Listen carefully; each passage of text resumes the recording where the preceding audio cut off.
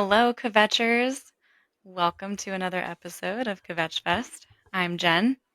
I'm Debbie. Today we're going to talk about how do you know that you're being discriminated against in the workforce? I honestly don't have an answer to that. I can only speak from my experience and to what it feels like to be discriminated against. I don't actually have hard evidence or facts other than the fact that I've been laid off 4 times. I don't know. Maybe that's discrimination. Maybe that's unlucky. Maybe I pulled the wrong straws apparently when it came to jobs, sadly. But I don't know. I think it's something that I wanted to see if we could suss out during our conversation today and figure out how would we know if we're being discriminated against. Obviously, there are overarching themes and there's very direct ways that people have been discriminated against, but there also are very covert ways that people are discriminated against. What do you think, Mom? Have you been discriminated against, do you think? So before I even start just as a mother to a daughter, I really like the fact that you use the word sus differently than most people are using the word sus right now. So yay you, because sus is a multi What do meaning you word. Okay, what's the meaning of that word? Well, when you suss something out, you are trying to figure it out or sort it Yeah. out, or Yeah. and a lot of people are using sus like suspect or Oh, suspicion. yes. I love it for that too. Yeah. Yeah, I do I love too. that But you know that. That's like a Gen Z term, Mom. Way to go. Are you on the yay, social medias? the social media, yes, like the Facebook or the Wait. Instagram. Yeah, I was gonna say I don't think Gen Z hangs out on Facebook, but No. Instagram. Yeah, I am on Instagram, or else I won't know what you and your brother are up to. And that's why I got a TikTok. No, I'm kidding. Oh, shucks. Yeah, so I'm super happy about that. The reason I say that is because I was talking to somebody not too long ago who didn't realize there was another way to use sus, which is the way you used Uh, it earlier. yeah, So, yeah, every day is a teachable moment. Discrimination in the sure is. workplace. The first thing that comes to mind is sexual harassment, but that might be a Sure. different offshoot of this. That's definitely an offshoot of this. I mean, I was just looking at something the other day about how there wasn't any laws in place for women in the workforce in the 1970s against sexual harassment. And I mean, you were alive during the 1970s. You were young. hmm You were in your teens, early 20s. Well, I graduated from high school at 74, just barely turning 18. Yeah, that's Yeah. right. You were a young high Yeah. I schooler. was a young, my mom put me into school when I was 4 instead of 5. So I was a year Sneaky. younger than everybody I graduated with, pretty much. Do you think that contributed to any issues as you entered the workforce? Well, I was a younger person, but I don't really think so. I think that I encountered situations that I was surprised about during the 70s when I was working, mostly in retail establishments while I was going to school. Yeah. And because when I was going to college, and mostly from obviously from men who Oh. thought it was okay in front of customers or other employees to say something about my body or Oh. something I should have been wearing, or why was I all dolled up for our staff party, but I don't come to work necessarily like that. The Yes. audacity.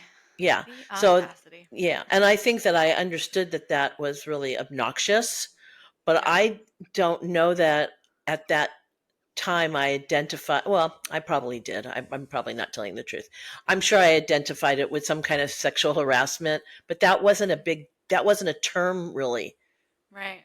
back Well, then. It was, and I feel like that's another issue to this, and even today it still exists. If what is it is what is happening to me b- bad, or how do you understand if no one's talking about it? Because there's so many stories where people encounter themselves in a situation and they don't understand the situation they're in or how to process it until years later because there weren't things like social media where you could maybe get a little educated on something like discrimination or sexual harassment or grooming, any of those things that we didn't have terms for or didn't have an things those things were happening, but we didn't have an awareness about how to talk about it publicly because there's a lot of stigma and a lot of suppression, things like that. So yeah, I feel like it's good that you recognized that what was happening to you was not okay. But the problem was that in those instances, I really didn't say anything. But at one point, a customer said something to the manager Oh who wow. was rude to me and basically told him to knock it off. And I think that may have been a little bit of a wake up call because he was there to satisfy the wants and needs of customers. And here a customer witnessed him not treating an employee, which was me, Hmm. correctly and called him on it. So sometimes you do have to have other people, um, Jump in. yeah, to Yeah. help you out in those situations. Yeah, it's important that people can do that. Was it a man that Oh, confronted yeah. him? Yeah, see, Yeah. that's another issue too. I feel like that's a great way to use male privilege is when you witness something like sexual harassment and then you use your male privilege for good. Right. Because if it had been a woman coming up to him saying, "Hey, that's not okay," probably would have been dismissed. Right. And that's unfortunate that that's the world we still continue to live in.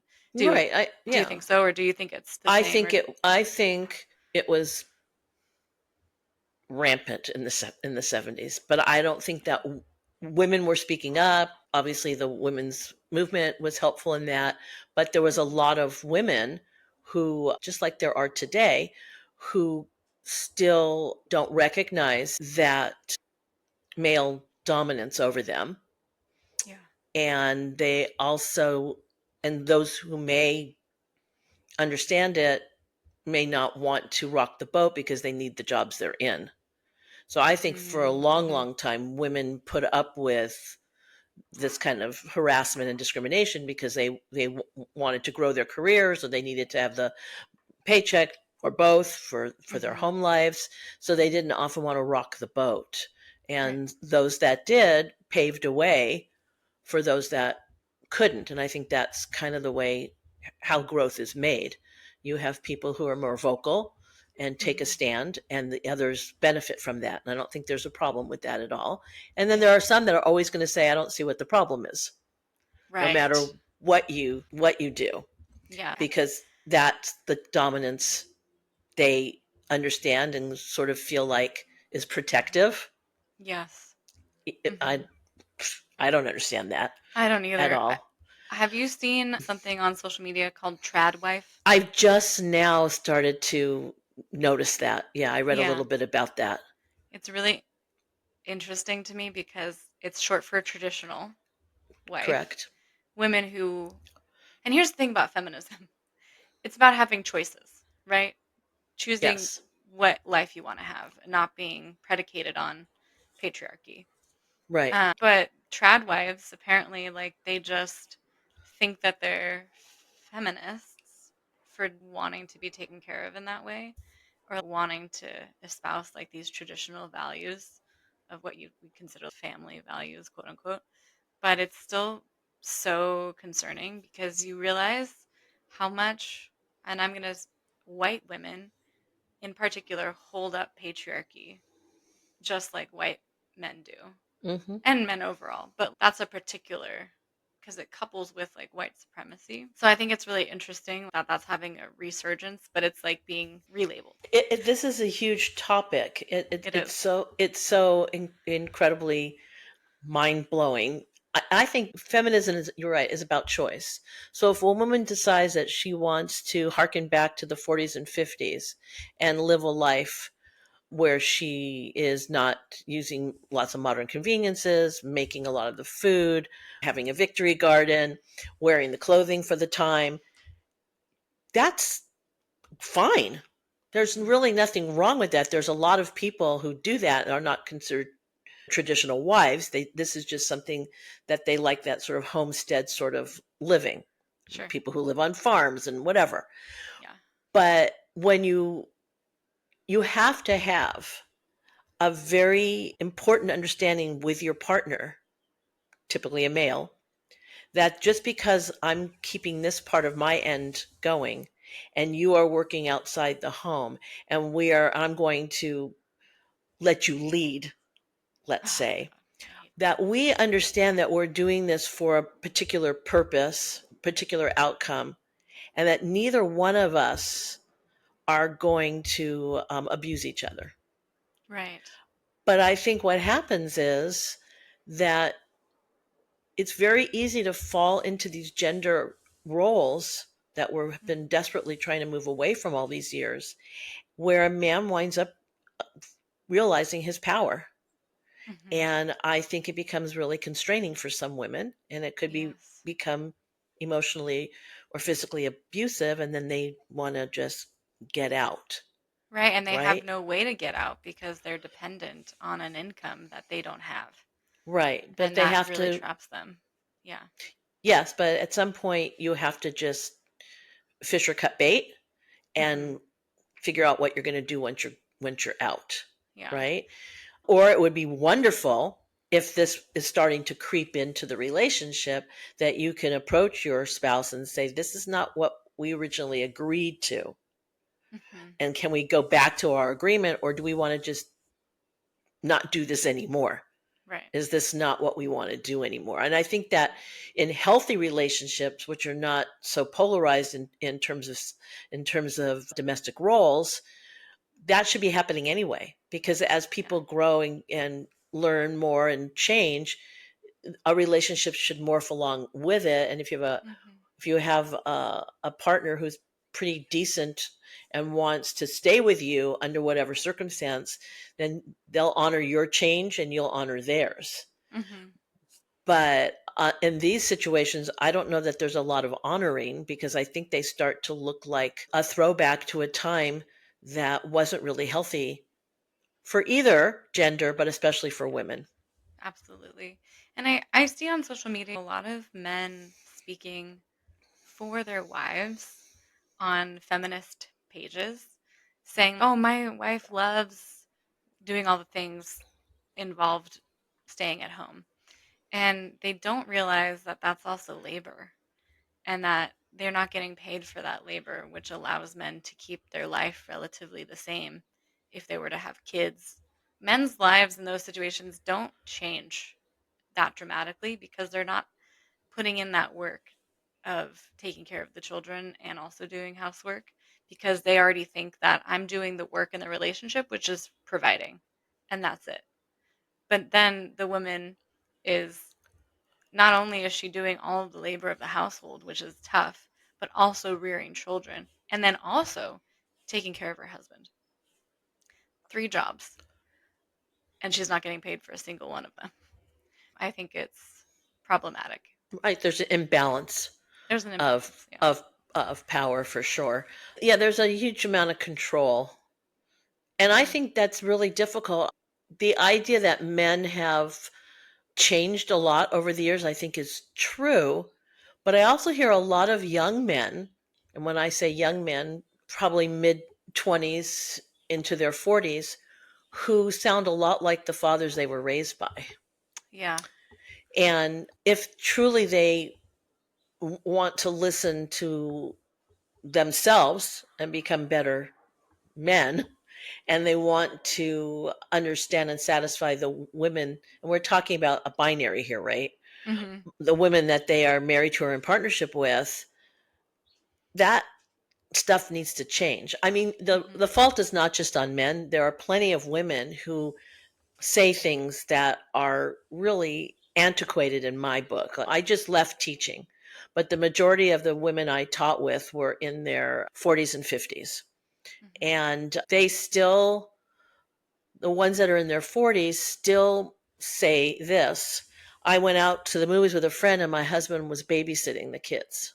I I'm hate like, that. I didn't realize he was a babysitter. I thought he was raising his children. Right. Like he's Yeah. interacting and raising Like the being a children. So parent. being a parent, he's parenting, Yeah. right? So I would sometimes say, perhaps we can omit the word babysitting and put in rearing, raising, parenting, because the idea that men are just temporary placeholders Right. when the woman has to leave is ridiculous. You could hire a teenager for that and let your husband Right. do something else.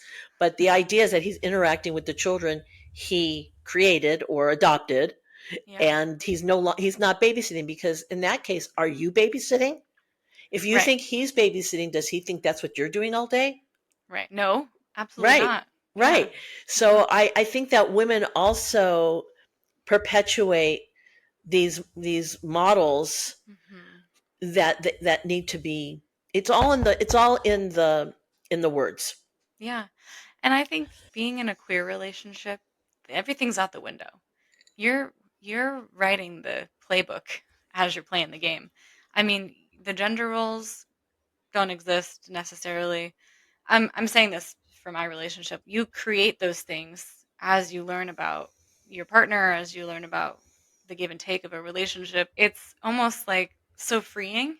And I feel like what happens with cis straight people in relationships is that it's almost a trap, like suffocating, because it's so used to these gender roles that we've been raised with and we've seen over and over again on media and in the world and things like that, that it's almost like you just play it out because it's easier versus doing the work of navigating or rethinking what is my role in this relationship and how do I want to show up. And I don't just want to be the one taking out the trash because I'm the man. I mean, that's so typical, right? Yeah, it is. That's a typical stereotype. But it I bears think, out yeah. because we see men as more physical. Yeah. And whether or not that's true, I mean, Right. biology is one thing, but also there's just a vastness in gender identity and expression and people and everything, right? That just saying that men are the ones that lift heavy shit and women are the one that are caretakers. It's like so boring and simplified. My God. Well, I have a question and then I have a response Sure. after you answer my question, if you can. Do you feel that in general, most queer relationships are not gender role specific, or do you think there are some that fall into the same Oh. Oh yeah, roles as? like cis counterparts Right. or Yes. straight Yeah. counterparts. Yeah. Yeah, I think that there's people who are in queer relationships and that they fall into similar gender roles as we've been bombarded with in our life. But I also think there's so many people that actively choose to not engage in their relationships in that way and are constantly always reimagining what their roles are in their relationship. I don't think it stops for queer people necessarily. I think maybe sometimes there's more masculine presenting people and there's more feminine presenting, but it doesn't mean that you're doing those same roles that are shown to us in straight partnerships. Sometimes it does, and that's something that either happens organically in a relationship or you talk about it in queer relationships. I mean, it's hard to say, but I can only speak for myself, but in my group of friends, it tends to be different for everyone. Yeah. I think that, first of all, there's a humongous diversity in the way people orchestrate their relationships. Hmm. But having said that, there's the foundation of what we've been socialized with, Yeah. which is super hard to uh, walk away from or Hmm. manage or manipulate or change if you want to. Right? Hmm. Like you said, it's intentional. You have to be intentional. You also have to be really open minded. Yeah. Right? So if two people, and we'll say one is female, one is male, come together, the conversations that don't generally happen, what should happen, is how do you see the balance of power in this relationship? What do Yeah. you see in terms of who's going to do what chores around the house? What do you like? What don't you like? Rather than, well, you're the woman, so naturally you're going to do blah, blah, Yeah. blah. And I'm the man, so naturally I'm going to do blah, blah, blah. Some relationships work really well with that kind of division. And if it's working well and if there's no abuse and everybody's pretty satisfied, then go for it. Hmm. But if a partner becomes dissatisfied, Yeah. they should be able to say, can we revisit, Hmm. kind of like the chore list? Can we revisit what we agreed to before? And because I feel a change coming on, Yeah. right? I feel Hmm. like I need to do something different, or Yeah. I would like you to take over this while I do that. Yeah. So for me, because I am a malleable person, I find it difficult to understand people who get very stuck. And Yes. I'm usually the person who tries to inch them out of that stuckness. And that, I realize, probably is not a good idea because they have to find that for themselves and you just have to kind of work around it until they see the light, right? Because I think eventually most people will see the light if they have a partnership where they understand partners can change. Mhm. People don't see the light when they are totally stagnant in the way they think and they don't ever want to change that. This is working for me, so I'm not going to have to learn something new. Mhm. So I think you have to come together. I say the word have to, but what I would like to see is people who are in relationship come together as just people Mhm. with no baggage Mhm. from what society has told us what these people should be, and become the thing that works the relationship positively based on what their talents are or what they're interested in or what they would rather do in a household. Somebody might really enjoy watching the floors while the other person doesn't. Whatever it is, right? Or Mhm. maybe the woman is the mechanic in the family, right? It's not about the fact that you're a particular gender, it's the fact that you have, as a person, you have particular talents Yeah, skill and sets. dislikes Right. and And likes. those aren't predicated by what you were born as. Right. Look, I'm a product. Most of my growing up time was the late 60s through the 80s. And I saw very specific gender roles. Look, I was a kid. I remember being 13 and finding out my dad was 11 months younger than my mother. And that just made me so upset.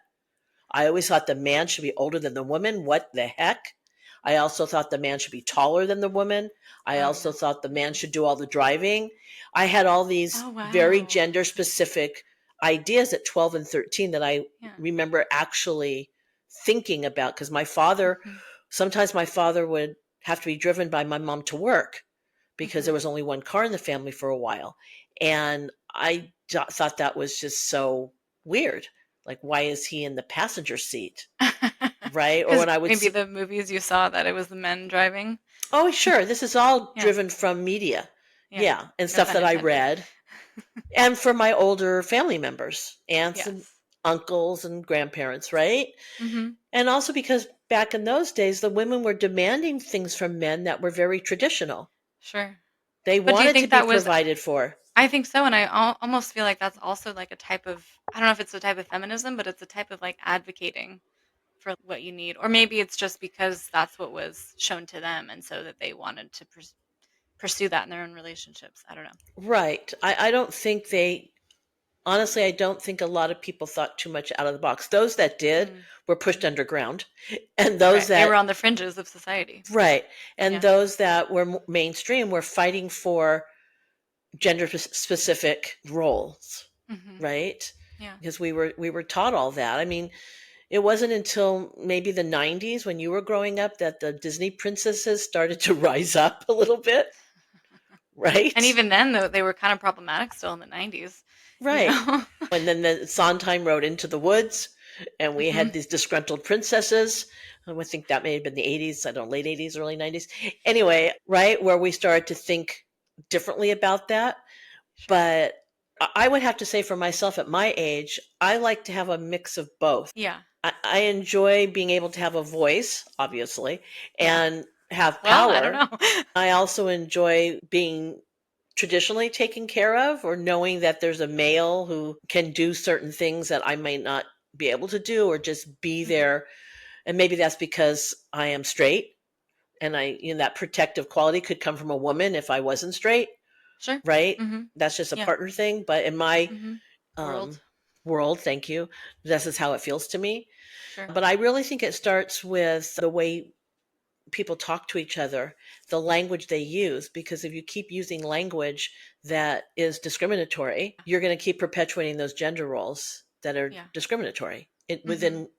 within relationships as well. So the language Do you has to think that change. men manipulate the situations that they're in to serve them? And because there's this whole thing too called the weaponized incompetence.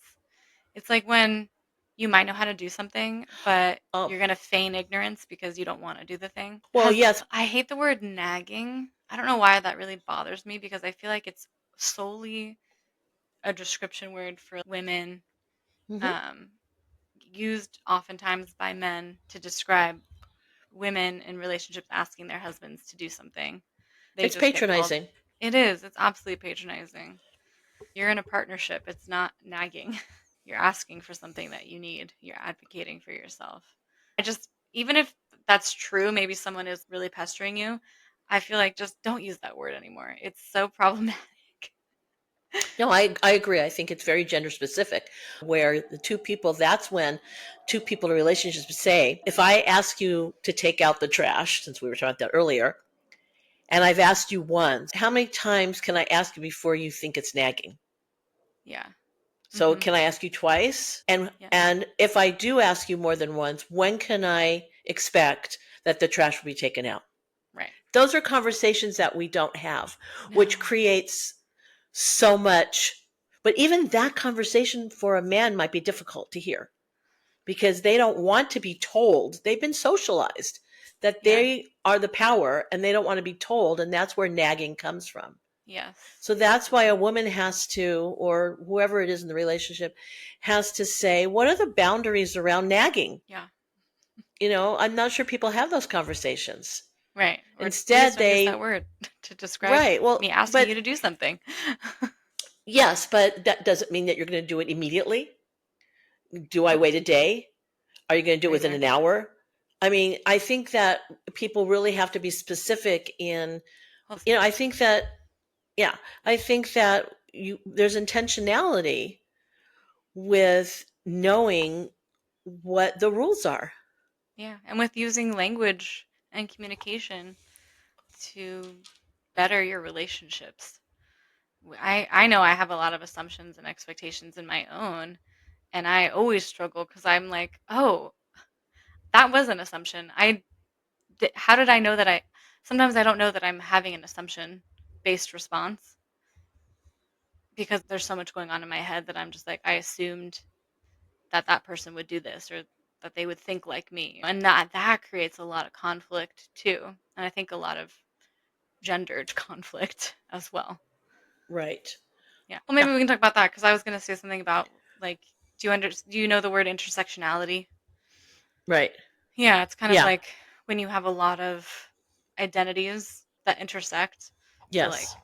I'm queer, I'm Jewish, I'm non-binary, and do any one of those things could be a discriminating factor for me, but maybe not all the time or all at once, or so it's Right. interesting Right. to think about. I think about that when I think about my career, where it's like, how does management see me?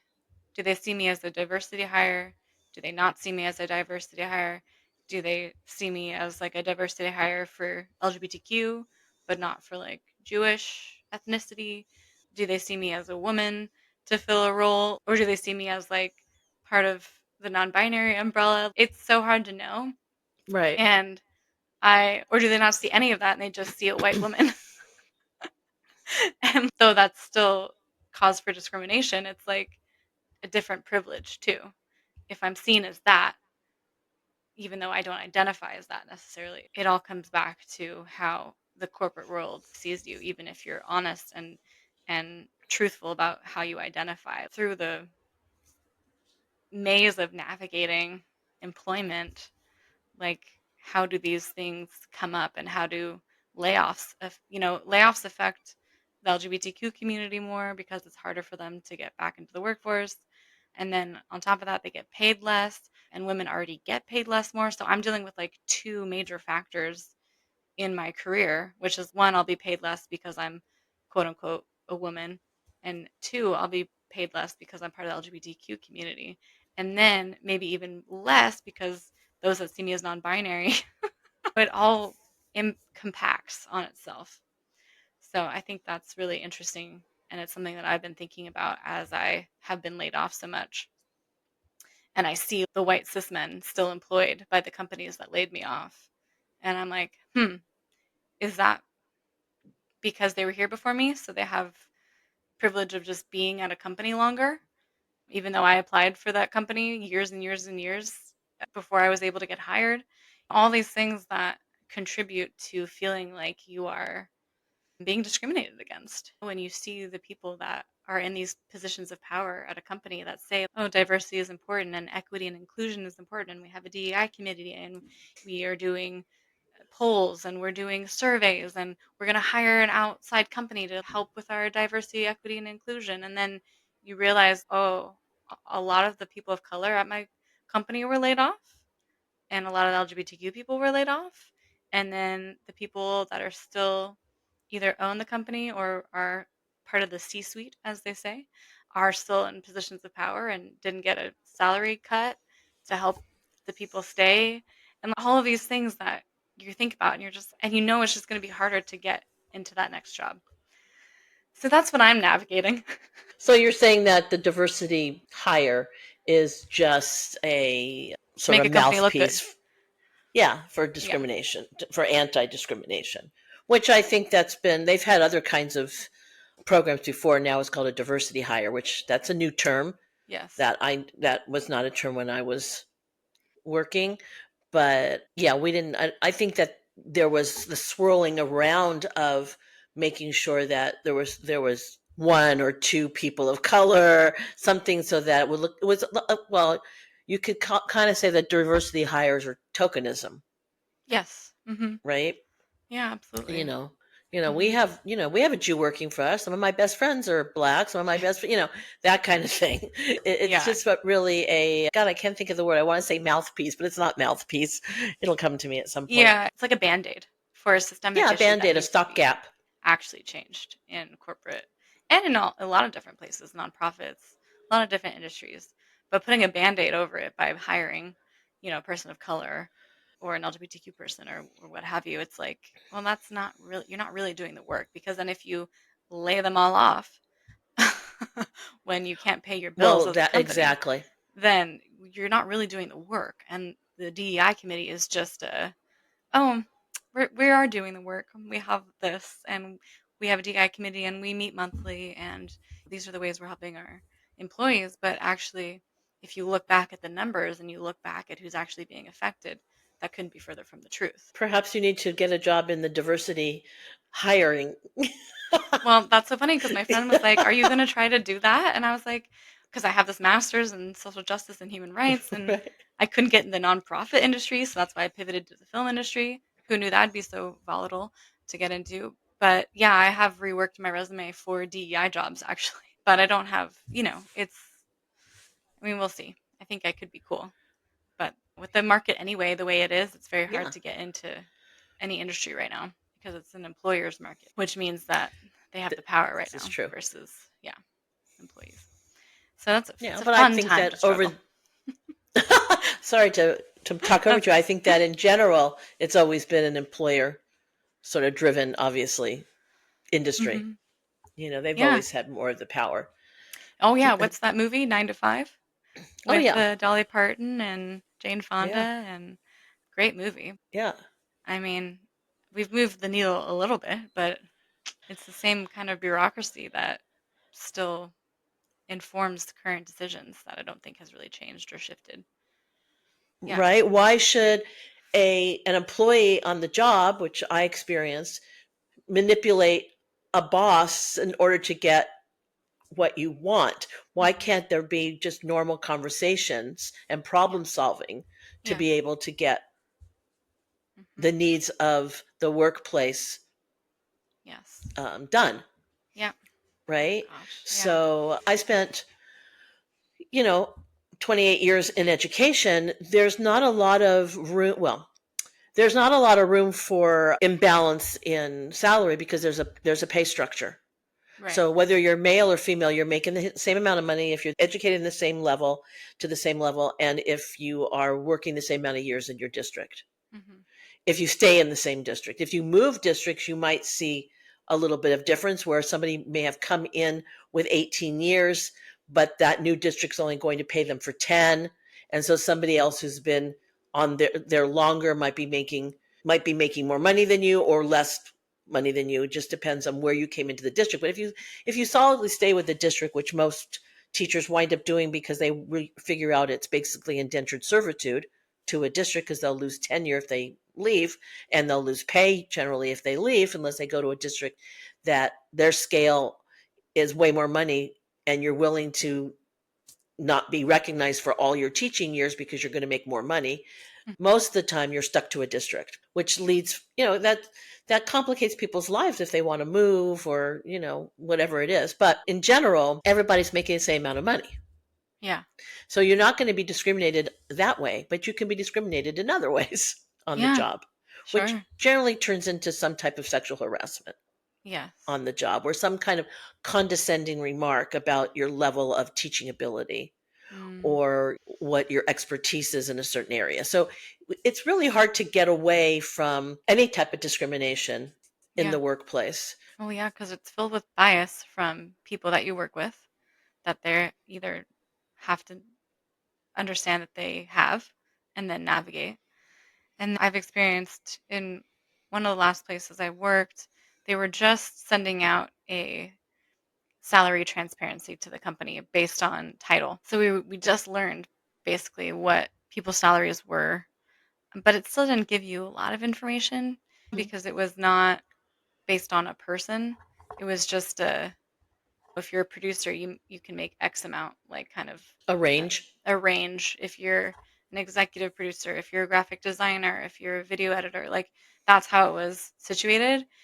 I still think I mean, I had a great manager who I appreciated, but I was on a call with the whole company. It was like they call them all hands.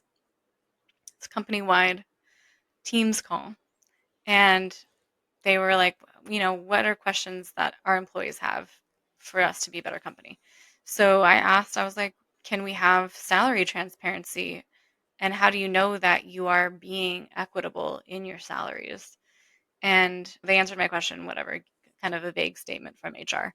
And then after that call, I got on a call with my manager, and he said to me, "Gosh, I didn't. When you asked that question, I didn't understand why that would be important." And then he was like, "But then I realized, of course, it's important." And I was like, even that kind of comment from a guy who is aware, knows about injustice and inequities and all these things, still told me that. And I know that it was probably just to share something that he was experiencing with me. But at the same time, I was like, it kind of left me feeling a little gutted, even if it wasn't coming from a bad place, just because it's like, yeah, people like men don't have to think about those things because they're not discriminated against in that way. I'm not saying that that doesn't happen to men because yes, of course, men can get lower salaries than their counterparts, but it's just like that kind of knowledge where it's like, why is Jen asking that question right now? Because the whole time I worked, it was very hush outside of education. It was very hush hush about what people made because people didn't want to get like competitive over it. Hmm. And managers didn't want people coming to them and saying, why is she making X amount of money and I'm only making X amount of money? So I can see how transparency in the generalized workplace when there's not a scale can be threatening to management because they're going to get Hmm. people who are going, not only are they going to get people coming to them, but there's going to be some kind of infighting, and not real fighting, but you know what I mean, competitiveness or upset over why one producer is being paid X and the other producer is being paid Y. So they have to have a really good explanation if they're going to be transparent as to what creates the salary structure. So in Right. education, people can be upset, but that it's only because they're not doing what they need to do. So if I wind up going all the way across the pay scale in terms of the amount of education I've had as a teacher, and I've worked the same amount of time you have, let's say 20 years, I'm going to be paid more because you didn't get a master's degree or you didn't want to Yeah. put in this extra time, and that's Hmm. on you. And I would suggest that if you're in education, you don't do that. You maximize what the district can offer you in Hmm. terms of money by doing the work to get it, Yeah. right? Because why would you want to leave all that money sitting on the table year after year after year and then all of a sudden you get to retirement age and like, oh crap, Hmm. I should have been making the maximum all this time, so that would be figured into my pension. Right. So that's on people to take responsibility. So in education, there's, we all know what we're making. It's not Yeah, a it's secret. different. And Yeah. where And that was eye opening to me when I came in yeah, that's because nice Yeah, that you already have that. I think in the corporate world, it's not like that at all. I don't Here's the thing, I don't think management has good reasons for any of the salaries, and that's the secret.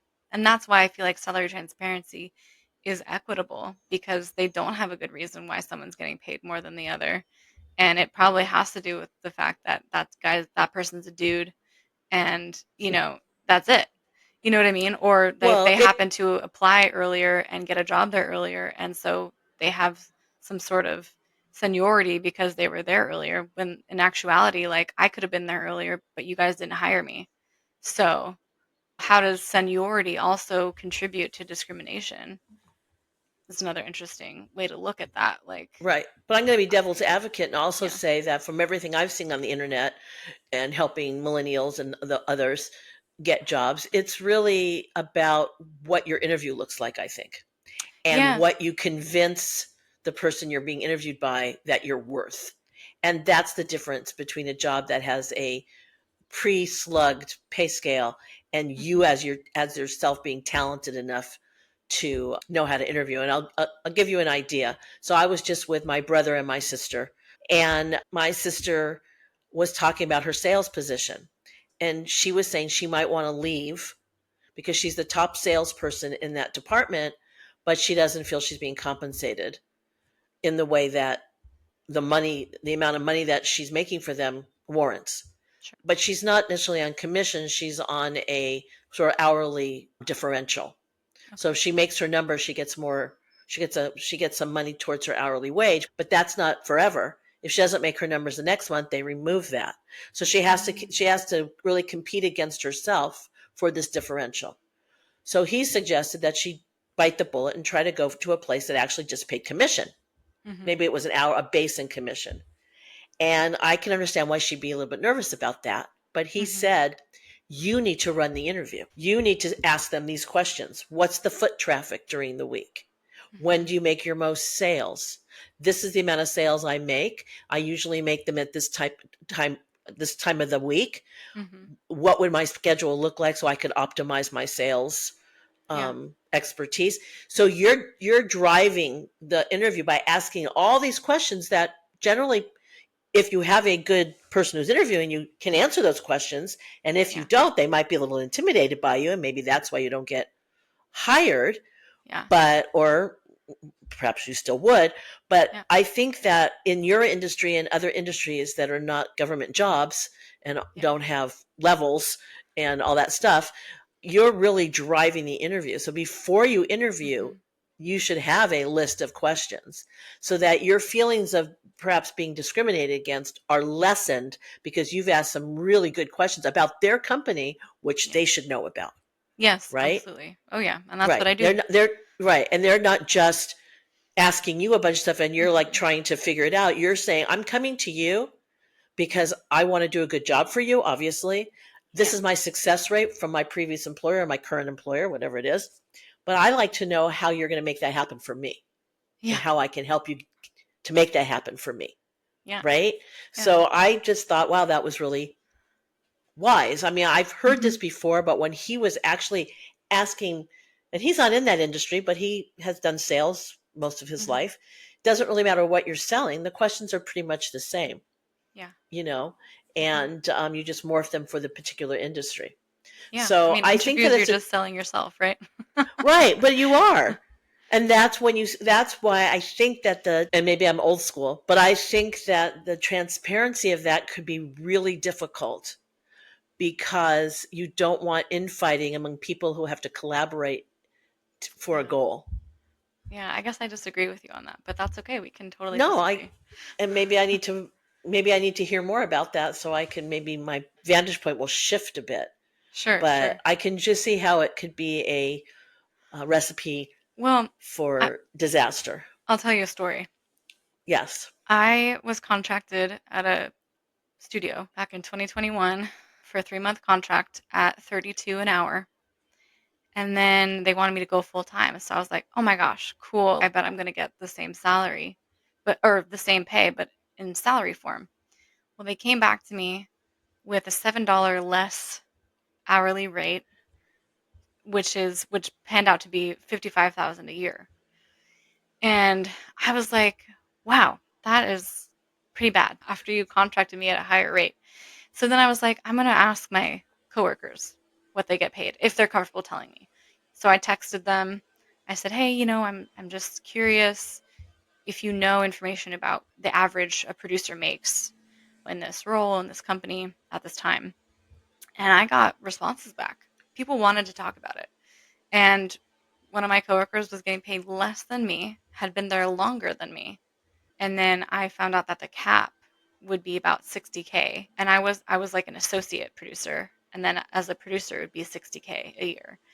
And it gave me a lot of information because it helped me leverage or negotiate what, because otherwise I would have no idea.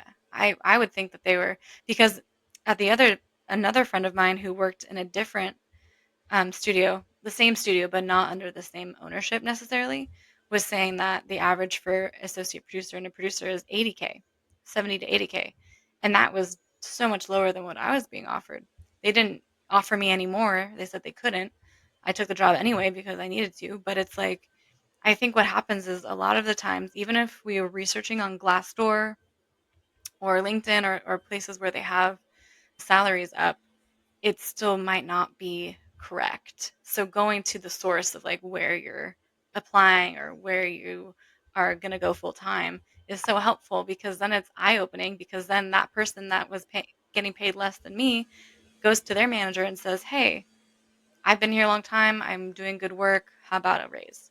So it helps other people level up too, where they Sure. otherwise wouldn't be able to. So in that sense, I feel like salary transparency is really important and beneficial for everyone, especially now that their job posts, they should have salaries on there, because it helps people know what to expect instead of going through 3 1 hour each interviews and then getting at the end of it and you're like, oh, this is not the salary that I thought we were gonna have. But No, yeah. I can see from that point of view that that transparency Hmm. works.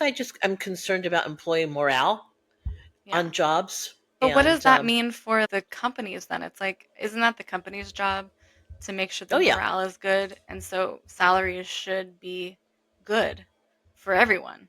right. And But like, yeah, yeah, I just don't think that everybody's going to be able to make the same amount of money all the time. It's not going to be lockstep in that in yeah, certain industries, and it's not lockstep in certain districts. yeah, You have to, if you're willing to move around and you're not worried so much about your tenure, or if you're going to be offered tenure quickly at another district, you want to be able to go where you get the best health benefits and the highest salary. But yeah. in teaching, it's usually one or the other. Hmm. And also you have to understand that teaching's a different kind of career where you get ensconced in a community and you don't want Yeah, to leave it. So, right. but it is up to the responsibility of the employee to rally for themselves. Yeah, So wage discrimination is one thing, and then personal discrimination on the job is another thing. I I mean, know. there's a lot of discrimination. There is. It's unfortunate, It is. And but at the end of the day, you got to advocate for yourself. right. And I still think in most industries that there's still the underlying idea that a woman is not in charge of a household and therefore she can be paid less. That's obvious based on the inequity in the hourly wage. But still, even to this day, not wanting to tell your manager you're pregnant or whatever Hmm. is really very, very antiquated. And if you just look Hmm. at the numbers, I don't know if you heard Biden's speech last night, but he said, well, have you looked at the numbers? I mean, to the Republicans, it was very Yeah, telling because, if you look at the numbers, you know that women make up the majority of the workforce, and yeah, they should, because of that, they should be gaining more power in terms of dollars, yeah, and they should yeah, be calling out counterparts on the job where sexual harassment's an issue, yeah. or any kind of Or harassment, even if it's male to male or female to female. It's a sorry, hard world. I know. I'm like, It's oh, a there's so hard much to talk world. about. I know. I was gonna say, I think about being in college and taking an education class, but we were learning about political issues and things like that through the lens of education and how to make education equitable and all that. And I remember my professor saying that when we make progress, it gets dampened that much Mm. more. One And I step feel, forward, two steps back. yeah, and I was like, oh, but I was like 18, 19 years old. I was like, oh my gosh, this was even before marriage equality in the US. I was like, that was a big thing that was coming up at that time. There's a lot of issues going on in like the state that I was going to college in. But I think I had a lot of hope because I was young and like or younger and there seemed to be time. But now that I'm in my almost mid 30s, I guess I am in my mid 30s. It's like, oh, that's not going to happen in my lifetime probably, or those changes that I wanted to see are probably not going to happen because there's so much going on that we're focusing on. That's so much harder to get where you want to be because so many people are focusing on like the wrong things or the things that aren't an issue, but making it an issue, or you know what I mean? Oh, I absolutely know what you mean. Honestly, this is going to sound, for some people listening, it's going to sound really super naive, but I don't get it. Why can't we just leave people alone to do what they want to do as long as it's law abiding and not abusive? Yeah, What is the big deal? totally. And caveat to the law abiding thing, because yes, I believe in that, but also like some of these laws are inherently problematic too. So that's another way to look at it. But yes, I Right, totally but agree in with you. general, stop Yeah. at a red light, don't kill Yeah. somebody. Those laws. That's what I'm Yeah. Oh, talking those about. ones? Yeah, maybe they're the ones that are wrapped around the Ten Commandments. I don't know. But I'm just saying the general moral code that most of us have that are not mentally ill, that are generally sane people walking around the earth. Why do we care so much about Mhm. what somebody else does in the privacy of their home, or the kind of work they do, or what flippin' thing they decide to wear that day? I mean, I go to my closet and today I feel like a pair of pants. Tomorrow I feel like a skirt. It doesn't matter if I'm a man, a woman, whatever my gender orientation is. What is the big deal? Totally agree with I you. just don't understand it. And because it is, there's a faction of us who think it's such a big deal. Not me, but a people who think it's such a big deal. We can't flip and move forward because it's almost like they tie a rope to your ankle and they give you so much and you're feeling so good about yourself and you get to marry who you want to, and then whoop, you get pulled back. Yeah. No, we're Yep. not doing that anymore. And then okay, Yeah. yeah, we can do that for a little bit. Yeah. I just can't stand it. I'm so I can't either. frustrated It's so with frustrating. that feeling of lack of power, that Mhm. discrimination, that we just don't let people live their authentic lives. We don't Mhm. give them enough to be able to live their authentic lives in terms of basic needs. Mhm. And we would be a much calmer society if we did. I think things are ratcheted up because people are so flippin' stressed out and angry, Yeah. Me whichever side of the included. fence you're on in terms Yeah. of your political. Yeah, Yeah. it's very Mhm. frustrating. So I just don't really understand what it's your business. Agree I with can you. understand gossip on a job, that's different. Yeah. I can Oh, yeah. understand those Gossip is petty fun. things. Yeah. Yeah, that's different. But to intentionally put laws in place to Mhm. deny people access to whatever they need, and Yeah. to deny them the ability to be who they are without the fear of getting hurt. And if you don't like it, shut your doors, pull your drapes, Yeah. don't be part of it. Nobody Yeah. said you had to Mhm. go to a gay pride parade. Go home. Go Watch a home. You're football not. game. You don't. We don't Whatever. want you here anyway. Yeah. Exactly. I mean, come You're on. not invited, actually. Yeah. Unless you're Yeah. going to be supportive. I don't get it either, Mom. Well, I shall don't we get meet it. at the revolution? Yes, exactly. I'll be passing out signs. Yeah. Same. I'll be getting people to vote. Oh my gosh. Yeah. Vote, people.